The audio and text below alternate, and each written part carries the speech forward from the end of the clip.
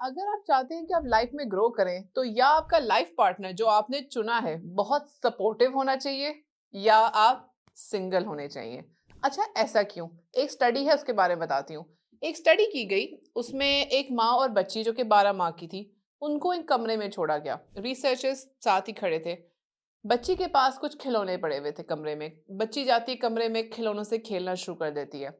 अच्छा, फिर वो जो रिसर्चर्स थे उन्होंने माँ से कहा, आप खामोशी से कमरे से बाहर चली जाएं। माँ कमरे से बाहर चली जाती है। अच्छा, वो बच्ची कुछ देर खेलती रहती है। उसे कुछ देर बाद रियलाइज होता है कि वो अकेली बैठी है। बच्ची पैनिक कर जाती है। वो रोना शुरू करती है, दरवाजे के पास जल्दी से दौड़ना शुरू कर देती है, मम्मी मम्मी कह के मम्मी को बुलाना शुरू कर देती है। अच्छा, इतने में रिसर्चर्स माँ को इशारा करते हैं कि आप वापस फौरन आ जाए। तो अम्मी उसकी वापस कमरे में आ जाती हैं। अब जब वो वापस कमरे में आती है तो बच्ची माँ से लिपट जाती है और माँ उसको दिलासा देती है, सपोर्ट करती है और उसको प्यार करती है, उसको वापस नीचे रखती है और दोनों बैठ के थोड़ी देर प्यार करते हैं, बातें करते हैं, रिलैक्स होते हैं। फिर बच्ची का, अब उसको वापस बच्ची रिलैक्स हो जाती है कि माँ पास है, उसका सपोर्ट सिस्टम पास है। फिर बच्ची वापस, उसका ध्यान खिलौनों में लग जाता है, वो दोबारा खिलौनों में खेलना शुरू हो जाती है। अच्छा, अब ऐसा क्यों है? इससे हमने कुछ अखज़ किया और हम उसको अपने इर्द-गिर्द की मिसाल बना के बताते हैं। इसी तरह अगर हम लाइफ में ग्रो करना चाहते हैं, आगे बढ़ना चाहते हैं, कुछ रिस्क लेना चाहते हैं, तो हम सबको ना एक तसल्ली, एक कॉन्फिडेंस, एक बेस चाहिए होती है, जिस पे हम डिपेंड कर सकें। जैसे उस बच्ची को अपनी माँ की बेस चाहिए थी, हर हर औलाद को अपनी माँ-बाप की बेस चाहिए होती है, स्पेशली माँ की। अब जब हम बड़े हो जाते हैं ना, हमें भी एक जिसे कहते हैं ना, एक बेस चाहिए होती है जिस पे हम डिपेंड कर सकें, जिसके पास हम पलट के आ सकें, जिसके पास हम दिल जहां से बात कर सकें, बिला धड़क, बिला झिझके। अच्छा, जब वो बेस आपके पास होती है ना, तो उसके ऊपर अपना कंधा रख के या उससे सपोर्ट लेकर आप दुनिया का हर रिस्क ले सकते हैं, हर क्रिएटिव काम कर सकते हैं, हर तरह की क्रिएटिविटी आप ट्राई कर सकते हैं, क्योंकि आपको पता होता है कि वो सपोर्ट सिस्टम पीछे है ना, वो मुझे बचा लेगा या वो मेरे पास है, मुझे गाइड कर देगा, मैं गिर भी जाऊँ तो उठा लेगा।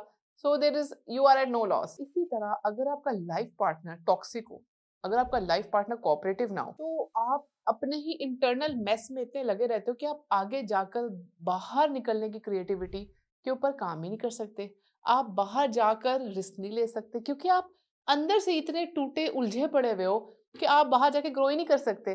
तो अगर आप वाक़ई ज़िंदगी में सक्सेस चाहते हैं, तो अपने मेंटल पीस के साथ ज़िंदगी गुज़ारना बहुत ज़रूरी है, जिसके लिए बहुत इम्पोर्टेंट है कि आपकी बेस जो है, जिस पे आप डिपेंड करते हैं, जिसके पास आप पलट के आते हैं, बहुत स्ट्रॉन्ग हो और बहुत सपोर्टिव हो और वो आपके साथ-साथ रहे। इसीलिए अपने लाइफ पार्टनर को ना बड़ा वाइज़ तरीके से चूज़ करें और इस चीज़ को सोच कर चूज़ करें कि अगर मैंने ज़िंदगी में आगे बढ़ना है, तो ये क्या मेरे साथ शाना-बशाना चलेगा? ज़ाहिरी खूबसूरती कुछ नहीं होता, असल में होता है आपकी ज़हनी हम-आहंगी।